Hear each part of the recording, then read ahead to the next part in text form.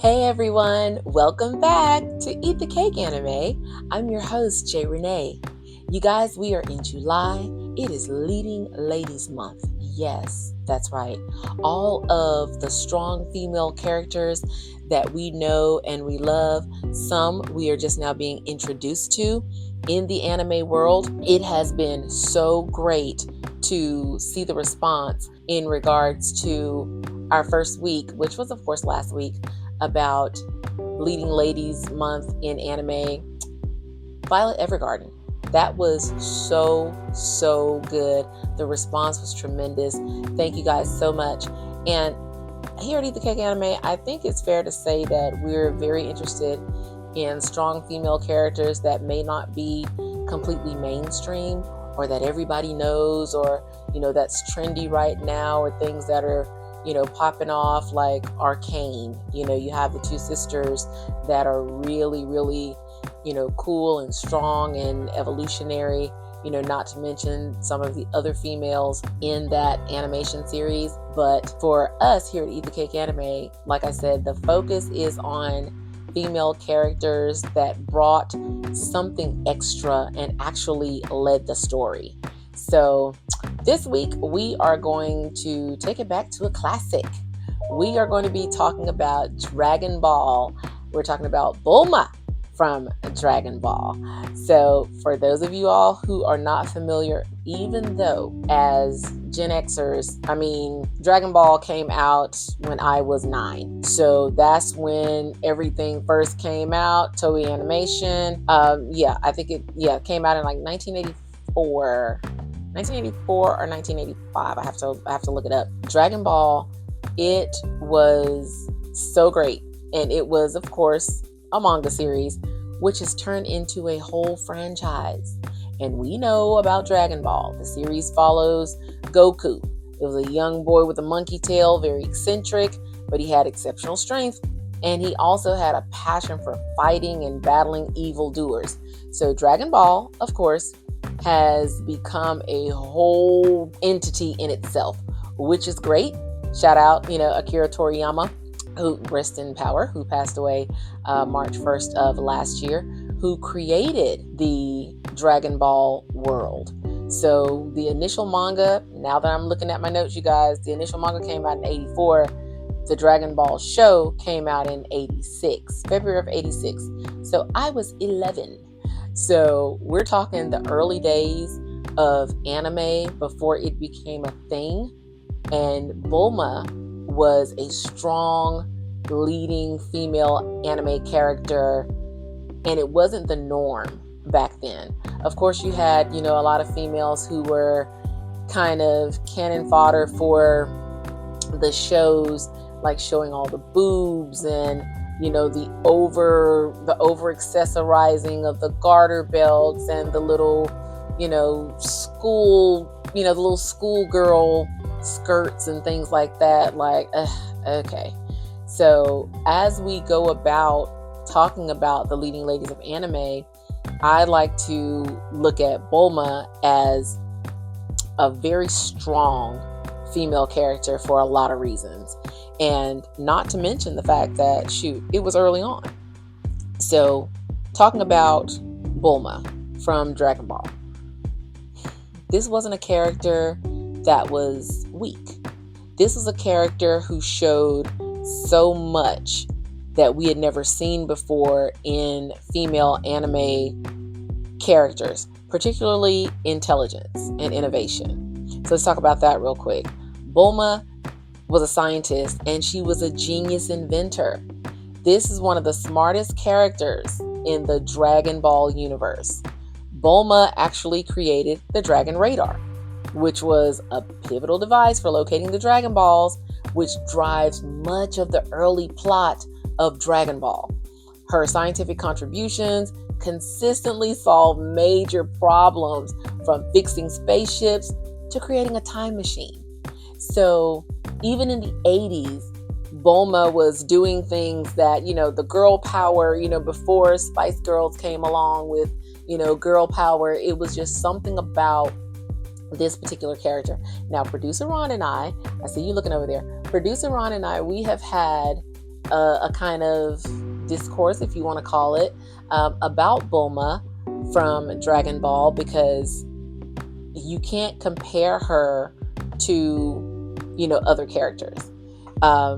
It's kind of difficult to put her in a box, which was another good thing about this character, Bulma of Dragon Ball. Unlike many early female characters in anime that played, like I said, the passive roles, Bulma was assertive. She was independent from the very beginning. If any of you Gen Xers or Dragon Ball fans out there, if you can remember like the early days, she began the series on a solo quest for the Dragon Balls. And that was very ambitious of her, given her age or whatever. And it was showing courage, where you had some females who were so used to being in the, I don't want to say the slave roles, but they were more of the meeker characters. And she didn't stay that way. Yes, she showed her courage, but throughout the franchise, Bulma made her own decisions, and she took charge of her life and the goals that she wanted to reach. There was also emotional complexity and growth with Bulma. Now, producer Ron and I, as I said previously, we kind of, he was on the fence about whether or not to showcase Bulma, because he talked about a lot of her stuff, in the early days. She starts out as a teenager driven by curiosity and romance and, does all these things. But the evolution is so significant that you notice you go from teenager with that mentality, and then you're growing into a compassionate, mature woman, a fiercely protective mother and partner. So Bulma's emotional range, you guys, was just one of the things I love so much about Dragon Ball, because it made her relatable and it gave layers to her character. It turned out to be a whole multi-dimensional thing rather than just a piece of female potential eye candy, further down the line. So yeah, Bulma from Dragon Ball. And of course, there are so many other top female, ladies in anime. I think about immediately Faye Valentine. She was a central character in Cowboy Bebop. She's known for her complexity and her independence as well. But Bulma had this extra hint of resourcefulness that added to her character, which caused a lot of impact for the series overall. Because despite not being a fighter, Bulma is central to the Dragon Ball storylines. Her actions often influence major plot events. Remember, from helping Goku and his friends early on to aiding in the defeat of major villains through her inventions and the planning that she used to do. I used to think of her as kind of a parallel to Q from the Bond series. Like, you're always thinking of these things and you're creating these inventions, and then she's respected by the most powerful characters, including Vegeta, y'all. Come on now. Now, Bulma influences Vegeta deeply, and you can see the impact that her character has on his character. Even though this is a fighting or action-y anime series, Dragon Ball is, now mind you, we're talking about the early days.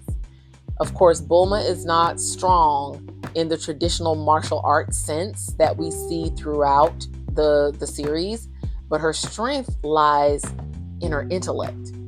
Also, she has emotional resilience and the resolve that she's shown throughout the storyline. That added a much needed diversity, in my opinion, to the Dragon Ball cast, showing that, of course, you can be a hero or a heroine. It comes in many forms. So that's one of the reasons why I liked it. Now, as I said, producer Ron, he was just like, I don't know if she's one to really highlight, or showcase and things like that. And I saw where he was coming from, because when you talk about, take for example, Rem from ReZero, Starting Life in Another World, she's beloved for her devotion and her character arc. Now, that is great, but giving a parallel for Bulma, to me, she redefined the role of a non-combatant woman in shonen anime. And by her doing that, or by Toriyama allowing this character to shine like that in the early 80s and beyond, it actually paved the way for more nuanced female characters in action-centric stories, like what we see again in Arcane, in Blue Eye Samurai. Like I said, you name it. There's a key figure in Demon Slayer, Shinobu Kocho. She's recognized for her unique fighting style, but she had a tragic backstory. I think of Shinobu Kocho as, if it wasn't for Bulma, we would not have that particular character, because it's so layered, that backstory and the fighting style and, the complexities of the character. If we didn't have someone like Bulma from Dragon Ball, then who knows what kind of nuances the female characters would have these days. And just think about it. Dragon Ball has been around, y'all, for so long, since 1984, and then it was the show in 1986, and it just kept going. And this was adapted by one singular manga. So of course we know about Dragon Ball, we know about Dragon Ball Z, we know Dragon Ball GT, Dragon Ball Super, the collectible trading cards, the games, the action figures, the soundtrack, the video games, like everything. Y'all, we know that the Dragon Ball manga is one of the best selling manga series of all time. And the anime itself produced a character in Bulma that you did not see before then, and actually made it so others can have these kind of complex female characters as well. So for the Dragon Ball series, of course, I will give it a 10 out of 10, because come on, you guys, let's face it, it's Dragon Ball. People talk about hot takes. What hot take? Oh, Dragon Ball is the worst. That is not true. I will die on that hill. Bulma, Goku, Vegeta, Frieza, like everybody made Dragon Ball, one of the highest grossing media franchises of all time. And that's all thanks and all due to the forward-thinking Akira Toriyama. We didn't have to have that, but he gave the world that. Everything from Super Dragon Ball Heroes to Dragon Ball Daima. So it's a very deep and varied franchise. However, there's going to be a hard search to find another character as groundbreaking and pioneering as Bulma. For all of the stuff in the beginning, the growth and the evolution has been awesome. So yeah, that's going to be it for us for this month. We highly recommend Dragon Ball. If you are an anime fan, you have had Dragon Ball touch you in some form or fashion, hopefully, and go back, watch the early Dragon Ball and check out Bulma and let us know what you think. A strong female character in anime, a leading lady unlike no other. All right, you guys, that's it for this week. Until next time, hey, here at Eat the Cake Anime, we love anime. We are concentrating on our leading ladies. If you have any suggestions for us, please let us know. Feel free to like, comment, and subscribe. We're everywhere you get your podcast. Don't forget to also subscribe to our YouTube channel. Special thanks to Z Media. She's doing a fantastic job, you guys. Thanks for showing Mazani so much love for her work on Eat the Cake Anime and the other things that she's doing. So until next time, you guys, don't forget, here at Eat the Cake Anime, what do we love to say? It is okay to enjoy anime.